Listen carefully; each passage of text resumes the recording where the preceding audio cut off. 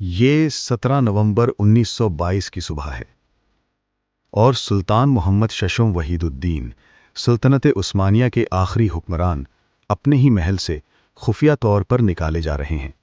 نہ کوئی شاہی جلوس، نہ توپوں کی سلامی، نہ درباریوں کے قطار، صرف ایک برطانوی فوجی ایمبولنس جو حرم کے پچھلے باغیچے کے دروازے پر کھڑی ہے۔ سلطان کے ساتھ ان کا 10 سالہ بیٹا شہزادہ محمد ارطغرل، ننھا ہاتھ باپ کی انگلیوں کو مضبوطی سے تھامے ہوئے۔ برطانوی قبضہ فوج کے جنرل سر چارلز ہیرنگٹن انہیں بارش میں باسفورس کے کنارے تک لے جاتے ہیں۔ وہاں سمندر میں جنگی جہاز HMS ملایا خاموشی سے لنگر انداز کھڑا ہے۔ سلطان جہاز پر سوار ہو جاتے ہیں اور 623 برس پر محیط ایک سلطنت خاموشی سے رخصت ہو جاتی ہے۔ وہ شاہی جواہرات ساتھ نہیں لیتے، حضور نبی کریم صلی اللہ علیہ وسلم کے مقدس تبرکات نہیں لیتے، اپنے کاغذات جلا دیتے ہیں، چند ذاتی سامان اور ایک ٹوٹا ہوا وقار۔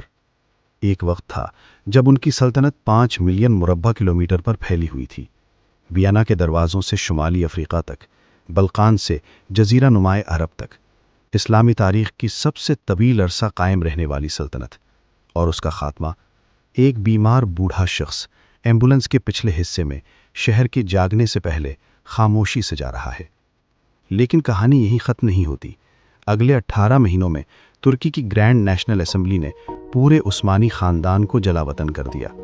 156 شہزادے، شہزادیاں، بیگمات، بچے، ہر ایک کو صرف 1000 پاؤنڈ، ایک طرفہ پاسپورٹ، اور ملک چھوڑنے کے لیے صرف 24 گھنٹے۔ یہ جلا وطنی 50 سال جاری رہی۔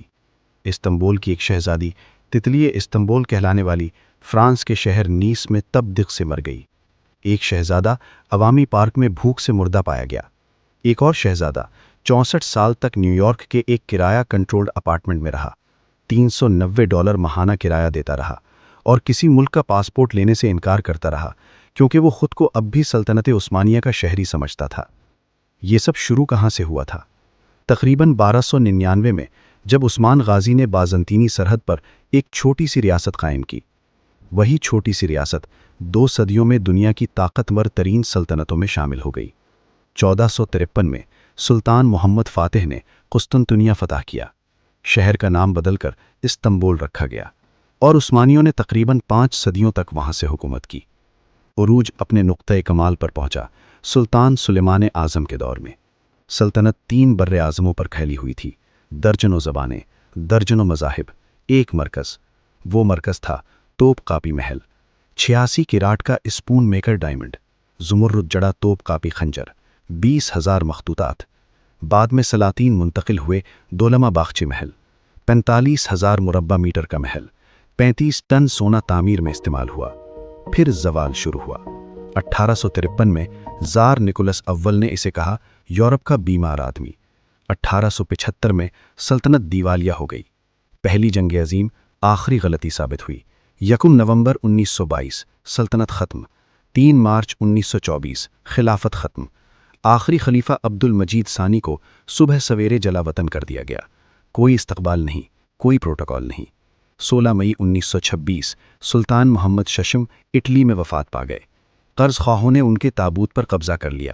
بالآخر انہیں دمشق کی سلیمانیہ مسجد میں دفنایا گیا۔ 1974 میں مرد ارکان کو وطن واپسی کی اجازت ملی۔ ارطغرل عثمان، جسے آخری عثمانی کہا جاتا تھا، 56 سال نیو یارک میں سادہ اپارٹمنٹ میں رہے۔ 2004 میں پہلی بار ترک پاسپورٹ لیا۔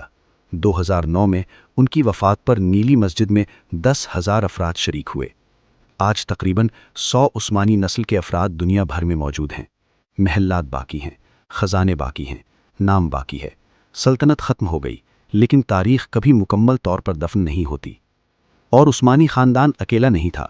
روس میں زار نکولس دوم اور رومانوف خاندان کو ایک تہخانے میں قتل کر دیا گیا۔ تاریخ کبھی صرف تخت نہیں گراتی، وہ خاندان بھی گرا دیتی ہے۔ اگر آپ چاہتے ہیں کہ اگلی ویڈیو رومانوف خاندان کی مکمل داستان پر ہو تو کمنٹ میں ضرور لکھیں۔ ویڈیو پسند آئی ہو تو لائک کریں اور چینل سبسکرائب کریں، کیونکہ تاریخ صرف کتابوں میں نہیں، کہانیوں میں زندہ رہتی ہے۔ ویڈیو دیکھنے کا شکریہ۔